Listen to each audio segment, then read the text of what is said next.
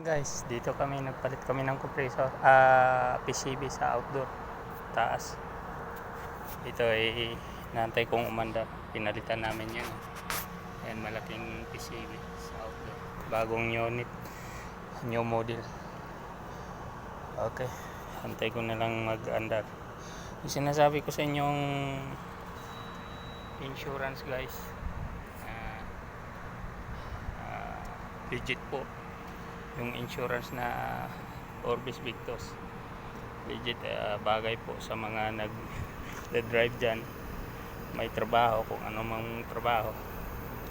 Maganda yung insurance na to, covered ang pamilya pag yung package ang kukunin, mababa lang halaga, ano lang, 3,000 isang taon. Kung gusto niyo mag-avail guys, maghaw kayo dito sa aking video, sa video ko na to. Maghaw lang po kayo para maturuan kayo kung paano. Okay guys, bye bye. God bless po, God bless.